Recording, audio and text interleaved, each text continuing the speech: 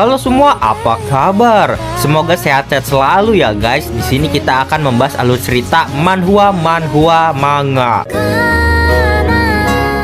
Bagi yang belum subscribe bisa dibantu subscribe-nya dan jangan lupa like video ini jika kalian merasa terhibur.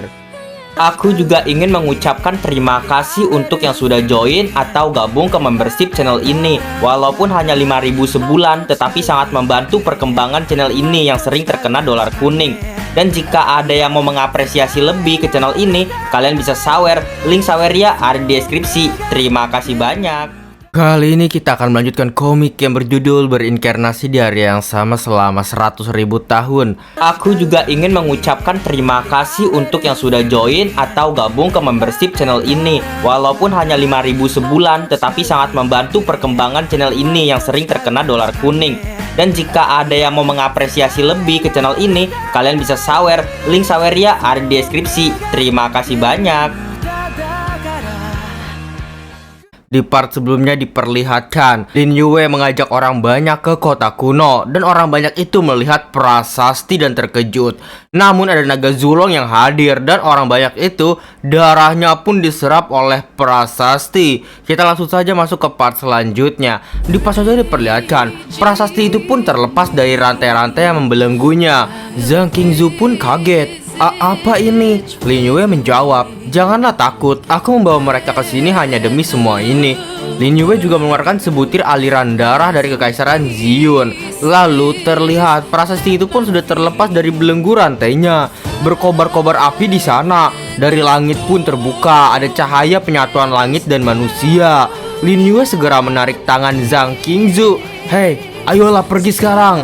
Namun diperlihatkan ada naga zulong yang menghampiri mereka berdua dan ingin menyerang mereka berdua. Lin Yue segera ke dalam prasasti itu. Lin Yue juga menyerang naga zulong tersebut. Dan pada akhirnya Lin Yue pun memunculkan simbol di dahinya. Akhirnya berhasil menjadi milikku. Terlihat Zhang Qingzu pun pingsan di sana.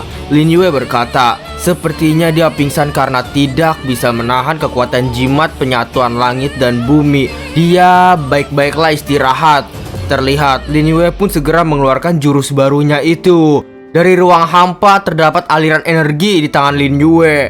Yah, pembentukan energi ini lalu diperlihatkan di penjara langit. Di sana energi sampai keluar dari kota kuno. Baginda juga melihatnya. Cahaya energi keberuntungan. Jangan-jangan Panglima yang sudah berhasil ya. Dan energi itu pun berpencar ke Kaisaran Haiyue. Baginda pun juga mendapatkan energi itu di tubuhnya. Kekuatan Reiki dan aura kehidupan meningkat kali lipat. Energi keberuntungan Kekaisaran Haiyue yang sudah terpendam selama 100.000 tahun akhirnya bangkit juga kembali. Dan ia pun bertapa bersama dengan anak-anaknya dan juga Kekaisaran Haiyue yang lainnya. Lalu diperlihatkan lagi di Lin Yue, Zhang Qingzu sudah sadar dan terbangun. Zhang Qingzu pun bertanya, Tuan, apakah ini adalah benda yang dicari ayah? Lin Yue menjawab, ya, daripada energi keberuntungan, ini adalah energi kehidupan yang seharusnya dimiliki dunia Tao Changling. Oh iya, nanti setelah tubuhmu pulih, kamu bisa mencapai tahap Emperor King tingkat 3. Kagetlah Zhang Qingzu melihat hal itu. Apa? Secepat itu kah energi ini? Lin Yue juga berkata, ya, tapi terjadi kekacauan yang begitu besar. Aku yakin Kaisar Hantu Jahat sekarang. Lalu diperlihatkan sebelum Lin Yue mendapatkan energi itu. Diperlihatkan Lin Yue sempat bertarung dengan naga zulong untuk memperebutkan energi itu. Namun Lin Yue pun membuat sebuah perisai yang dimana Zhang Qingzu di sana pun diletakkan di dalamnya. Kamu sembunyi di sini dulu ya, di dalam sana. Lalu Lin Yue pun bertapa pada akhirnya. Tepat di bawah energi itu. Terlihat di sana Lin Yue lagi bertapa dan berpikir, sekarang adalah masa penting untuk penyempurnaan jimat penyatuan langit dan manusia. Aku ingin melihat apakah hati taoku lebih kuat atau serangan naga zulong lah yang lebih kuat. Diperlihatkan 4 jam kemudian semakin terbentuklah energi itu. Naga zulong di sana pun tidak bisa melukai Lin Yue. Naga zulong di sana hanya terdiam. Lalu naga zulong lenyap seketika dan secara bersamaan mengumpulkan energi dari ruang hampa. Energi itu pun berkumpul. Lin Yue yang bertapa di sana berpikir, ternyata jimat penyatuan langit dan manusia adalah jimat penyatuan ya.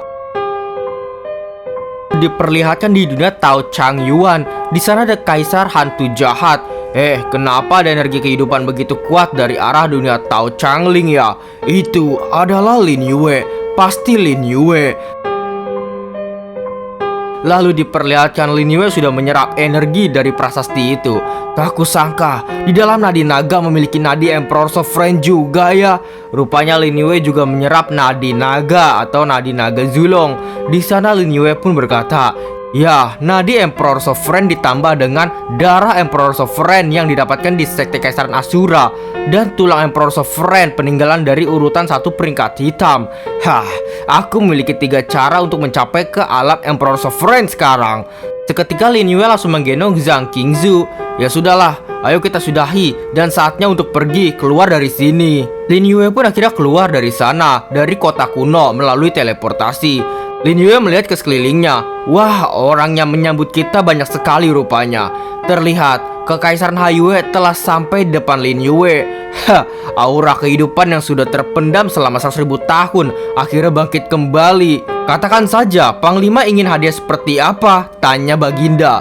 Lin Yue menjawab, Baginda, jangan terlalu bahagia terlalu cepat dulu. Aura kuat yang membumbung tinggi mungkin akan membuat kekaisaran lain merasa iri dan datang ke sini. Baginda menjawab, ya, aku sudah bersabar selama bertahun-tahun. Siapa yang datang? Siapa yang berani? Ayo datang saja ke sini.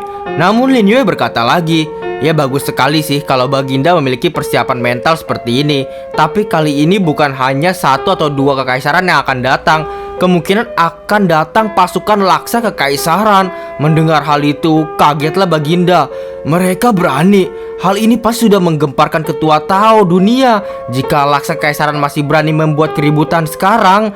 Lin Yue pun memotong pembicaraannya. Ya, ketua Tao tidak mungkin akan membunuh seluruh orang dari laksa kekaisaran, bukan? Meskipun kamu berjasa dalam membangkitkan aura keberuntungan di dunia Tao Changling, jika jenius laksa kekaisaran mati di tempatmu, ketua Tao juga tidak akan menjadi orang tengah. Dia hanya akan menunggu pergerakan laksa kekaisaran. Mendengar hal itu, Baginda pun cemas karena kekuatan yang begitu dahsyat yang selama ini terpendam sudah bangkit kembali. Pasti dari kekaisaran lainnya akan datang ke sini dan mengambil kekuatan itu. Baginda bertanya, Panglima, jadi apa yang harus kita lakukan sekarang? Ya, kamu tenang saja. Sekarang hanya perlu mengikuti arahanku ya. Kamu sekarang bukalah formasi penghubung langit Tao Changling dengan dunia luar. Aku akan mengundang 1 orang datang ke dunia Tao ini. Sekarang kita harus memiliki backingan yang kuat. Maka kesempatan bertahan hidup baru akan semakin besar. Lalu diperlihatkan 3 hari kemudian, benar saja kaisar dari berbagai kekaisaran datang ke sana untuk mengambil kekuatan yang sangat dahsyat selama ini terpendam. Ada dari kekaisaran Zhuiyun, ada kaisar dari kekaisaran Ziyun, ada kaisar dari kekaisaran Jiuku. Mereka pun berkata, ternyata di sini aura keberuntungan Changling yang tercatat dalam catatan sejarah. Jangan membuang-buang waktu. Jika laksa kekaisaran meminta kami sebagai pemimpin, ayolah kita bawa orang untuk membawa pergi cahaya energi keberuntungan itu dan membawa pergi Lin Yue juga. Ya, Kaisar Haiyue, cepat serahkan Lin Yue, kemudian menyerahkan aura keberuntungan kepada kami. Maka aku akan mengampunimu. Terlihat Baginda atau kaisar dari kekaisaran Haiyue, dia pun tidak mau menyerahkannya. Hei, jika mau bertarung, ayo saja. Aku sudah bersabar selama beberapa tahun. Apa takut dengan kalian? Tapi terlihat sepertinya kakek-kakek ini lebih kuat. Ia berkata, aku adalah tahap maha kuasa. Kamu hanya alam Emperor Sovereign. Memangnya bisa melawanku? Dan mengeluarkan jurusnya di sana. Jurus itu pun masih bisa ditahan oleh ketua kekaisaran Haiyue. Namun anaknya pun datang. Dan terlihat mulut dari kekaisaran Haiyue di sana pun bucat-bucat. Ayah, bagaimana kondisimu ayah? Baginda menjawab, Wudi, kamu adalah anakku yang satu-satunya. Cepatlah pergi dulu dari sini. Kali ini kondisi sangat berbahaya. Namun diperlihatkan kakek tua dari kekaisaran Jiyun. Hei Zhang Wuliang, apa kamu merasa anakmu masih mencintaimu? Jujur saja ya aku padamu, selama beberapa tahun ini dia terus diam-diam mengirim obat-obatan pada kami. Juga sudah menghabiskan seluruh kekayaan yang kalian miliki di sini. Mendengar hal itu Baginda pun terkejut. Apakah ada hal seperti ini yang kau sembunyikan dariku? Zhang Wudi pun hanya bisa menjawab, ayah, masalah ini aku juga terpaksa. Si kakek-kakek itu pun berteriak, Kamu menjual obat-obatan dengan harga begitu rendah. Semua juga demi mendapatkan keuntungan pribadi. Masa masih bilang terpaksa? Marahlah Baginda kepada anaknya sendiri. Katakan padaku, apa yang sebenarnya terjadi? Ayah, sebenarnya masalah ini. Lalu terlihat pasukan dari kakek-kakek itu meledak semua orang-orangnya. Si kaisar kakek-kakek dari kekaisaran Jiun pun bingung. Aduh, apa yang terjadi ini? Kenapa prajurit kekaisaran Jiun mati meledak semuanya? Baginda pun juga kaget melihat hal itu. Apakah ada orang yang menyerang kekaisaran Jiun juga ya? Zhang Wudi pun berkata, ayah, langit pun membantu kita. Orang mereka mati dengan sendirinya, meledak sendirinya. Dan orang-orang dari kekaisaran yang lain pun juga meledak dengan sendirinya. Melihat hal itu, kekaisaran lainnya pun bertanya, Kaisar kekaisaran Jiun, orang kami juga terluka karena ledakan ini. Kamu harus memberikan penjelasan kepada kami. Semua inilah ulah dari Kaisar Haiyue itu. Tidak ada hubungannya apapun denganku ini. Sekarang janganlah panik. Asalkan bisa membunuh Kaisar Haiyue, maka segalanya bisa terselesaikan dengan baik. Namun Lin Yue pun segera datang di sana. Bisa terselesaikan dengan baik apanya? Kagetlah Baginda. Panglima Yang Kai, kamu juga datang ke sini ya? Lalu diperlihatkan kakek-kakek itu mengeluarkan jurus ularnya. Aku tidak peduli siapa kamu, matilah sana. Lin Yue sudah mendapatkan jurus baru. Ia mengeluarkan jurusnya. Siapa yang mati masih belum tentu loh. Dan terlihat ular dari kakek-kakek itu terpecah belah dan meledak seluruh tubuhnya juga dengan secepat kilat. Melihat hal itu, kakek-kakek itu pun sangat kaget. Apa? Ini kan pil pembentukan energi bermasalah. Lin Yue menjawab, sekarang baru tahu kan, sudah terlambat tapi. Dan kakek-kakek itu pun bucat-bucat di mulutnya. Zhang Wuliang tidak memiliki kemampuan seperti ini. Siapa kamu sebenarnya? Aku tidak terima. Dan kakek-kakek itu, kaisar dari Kaisar Jiun pun meledak. Melihat hal itu, mereka semua pun sangat bahagia. Lin Yue pun berkata, Zhang Ludi tidak bekerja sama dengan musuh. Dia melakukan semua ini hanya demi meracuni orang-orang kekaisaran Jiun. Bukan hanya orang yang datang ke sini, bahkan semua orang yang memakan pil pembentukan energi juga akan mati nantinya. Zhang Wudi yang sudah ditolong oleh Lin Yue, dia pun sangat senang. Iya ayah, aku melakukan semua ini hanya demi kekaisaran. Lalu setelah mendengar semua itu, Baginda pun berterima kasih banyak terhadap Lin Yue. Lin Yue berkata, ya setelah kejadian ini pasukan aliansi pasti tidak akan berani menyerang lagi. Mari kita memanfaatkan kesempatan ini untuk membuka formasi penghubung langit. Baginda berkata, aku sudah menyiapkannya. Hanya perlu perintah dari Panglima akan langsung dibuka. Tapi pasukan aliansi Laksa Kekaisaran juga sangat kuat.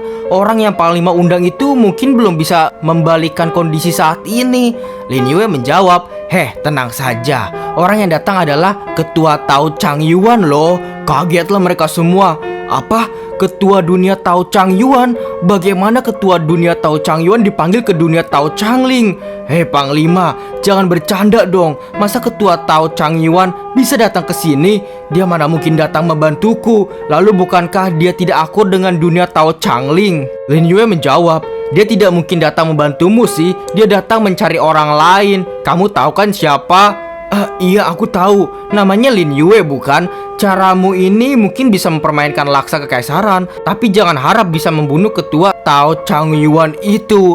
Lin Yue pun tersenyum. Lalu ia membuka topengnya.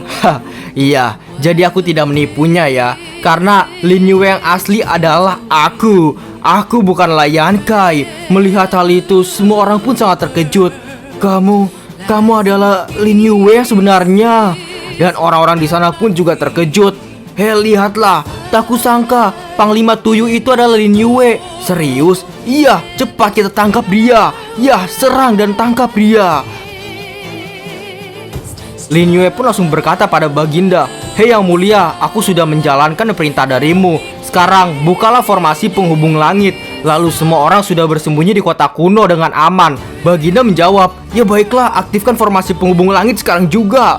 Dan Baginda pun bertapa untuk membukanya. Sekarang formasi penghubung langit buka.